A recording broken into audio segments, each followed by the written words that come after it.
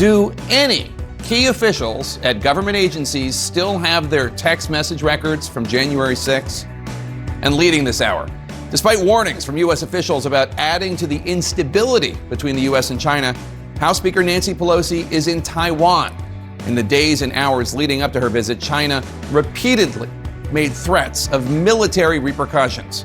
And just moments after Pelosi touched down in Taipei, China made an announcement seeming to back up those threats. As CNN's Will Ripley reports for us from Taiwan's capital city of Taipei right now, China is launching a series of targeted military operations surrounding the self-governing island.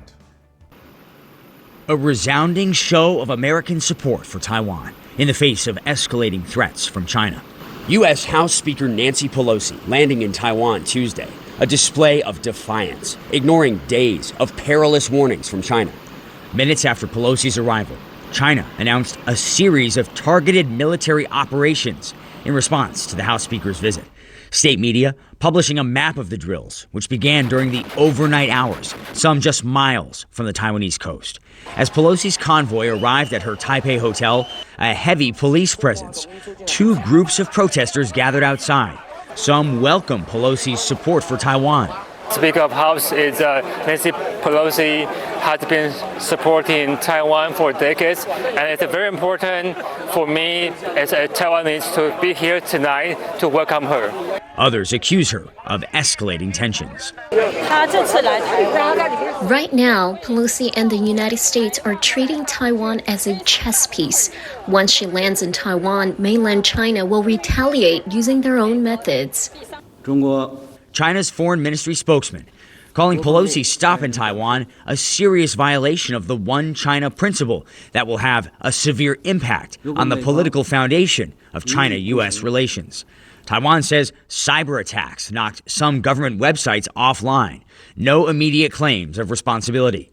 Beijing calls Taiwan a breakaway province of China. The mainland communist rulers have never controlled the island of almost 24 million people. They refuse to recognize Taiwan's democratically elected government. Taiwan says China sent more than 20 warplanes into the island's air defense zone Tuesday, part of what Taiwan calls an ongoing campaign of bullying by Beijing, using its massive military and economic power to isolate the island.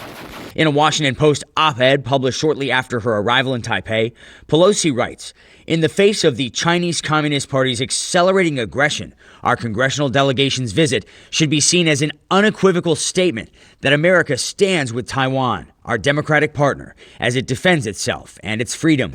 That sentiment echoed by other U.S. officials Tuesday. For China to try to turn what is in the historical norm into a crisis, or to try to use it as a pretext for aggressive action around Taiwan, that's on them, and they would be the ones who'd be escalating. So why is China escalating? Well, this is all happening at a very sensitive time for China's most powerful leader since Mao, Xi Jinping. He's just months away from a crucial political gathering that is almost pretty much certain to rule for, he's going to allow to be president for an unprecedented third term. And Jake, this eventually sets the scene for him to be president for life, potentially, theoretically. And it's so important to President Xi that there be calm and stability. So to have him saying that he's going to eventually reunify Taiwan with the mainland by force if necessary, and to have Nancy Pelosi showing such support for the government there, that's why we're seeing what we're seeing now. These military exercises, some of them literally miles, possibly within earshot of the Taiwanese coast, Jake. Will Ripley in Taiwan, thanks so much. Let's bring in Max Baucus. He was the U.S. ambassador to China during the Obama administration. Before that, a Democratic senator from Montana. Mr. Ambassador, thanks for joining us. So the Chinese Foreign Ministry released a statement on the speaker's visit earlier today, which reads in part, "These moves, like playing with fire, are extremely dangerous. Those who play with fire will perish by it." Now, Ambassador, you know China very well. You're critical of Speaker Pelosi's visit to Taiwan. Why? Well, it's unnecessary. In fact, I think it's irresponsible. The goal of U.S. foreign policy toward China should be to reduce tension, not increase tension. And we know how perilously fraught with tension the relationship already is. Second, there's no reason for it to go. Our military is present in the region. many American officials go over and showing their support of Taiwan. There's no reason for her to go. So it's really a provocation. And frankly, when you read the reasons in her op-ed why she's going, they're pretty, it's almost disingenuous. She doesn't really recognize our current policy, our one China policy, very well. And she uses lots of hot rhetoric in there critical of China. So there's no reason to go. It's irresponsible. And I think there are going to be consequences. I hope they're not great, but I worry they might be. What consequences do you think there will be? Don't know. They range from some minor military action, perhaps taking a small island off the coast, to more military drills, or it may be something more fundamental. They may decide, contrary to U.S. Treaties to China, where we've asked China not to help Russia in Ukraine, they may decide, what the heck, you can't depend upon U.S. anymore, so we might start helping Russia.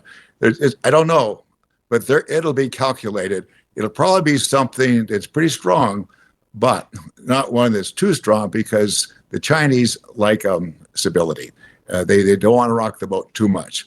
They're worried about their economy, just as we are about ours. And President Xi knows that the more that he takes some action which disrupts the growth of the Chinese economy, the more that puts him in jeopardy. He's already strong. He's going to get reelected. That's not a question. In addition to that, the people of China that I talked to are very opposed to Pelosi's visit. So he has the backing of the Chinese people as well. He'll take some action. Right. Speaker Pelosi, her argument, as she lays out in her Washington Post op-ed, is that she is showing support for democracy in Taiwan. And there are a lot of people on Capitol Hill who support what she's doing, including Republican senators. Senator Roy Blunt said this earlier today. Take a listen.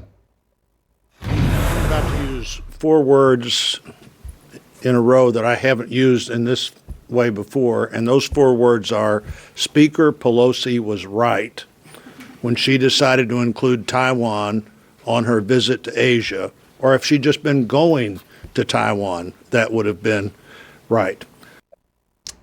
Isn't there something to be said about taking a stand for democracy for the people of Taiwan? Oh, yeah, clearly there is, but the United States has already done that. We don't have to do it more. Taiwanese know where we stand. But this is a provocation because the Chinese government is very opposed to the visit. Don't forget, she's speaker. She's not just an ordinary member of Congress. Add to that, she's a very strong hawk. She's very critical of China. And really what this is doing, it's pushing the support of democracy a little closer to crossing the line into independence. That's the real problem here. And the more that Taiwan will not formally declare independence, that would be a disaster. But they're going to get close to it. And if they get too close to it, China has no recourse but to take action. This is existential to China. It was driven home to me when I was serving there. Tibet, Taiwan, Hong Kong, it's non-negotiable. And we are playing with fire, but we get pretty close to the line. And Pelosi is pushing us much, much closer to recognizing Taiwan as an independent country. And once we get there, we're going to pay a price. Taiwanese government websites experienced cyber attacks of Russian and Chinese origin today. Do you expect that we're going to see more of this, cyber attacks, and might they attack the United States? Obviously, we don't know. The Chinese government is opaque. You don't know what they do until they do it. There aren't leaks in China as there are in the U.S. We're a democracy. They're authoritarian. You just don't see leaks. So it's hard to know. But it could be cyber. It could be cyber Taiwan. It could be cyber against the U.S. I don't know. They're trying to calculate something that's strong, very strong, because they got to save face here, but not too strong so as to cause some kind of either military engagement or military action, which could escalate to something much worse. The deeper problem here really is that the visit by the speaker is really pushing America more toward recognizing China as an independent country. That's a big problem here. Don't forget too, it's Speaker Pelosi. It's a free pass for her. She's not the president. She doesn't have to worry about conducting foreign policy worldwide. She is a member of Congress. She doesn't have to worry about it. She does a little, but not much. So poor Joe Biden, he looks weak because he either told her not to go, and it looks weak in the Chinese guys, or he's weak because he told her not to go and she went anyway.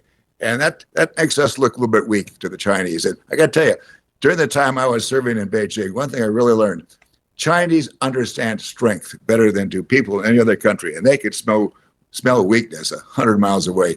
We've got to be strong, but strong in the best sense. That really means where they respect us, not where we take silly actions like the one the speaker just took. Yeah. And former Ambassador Max Baucus, thank you so much. Appreciate your time.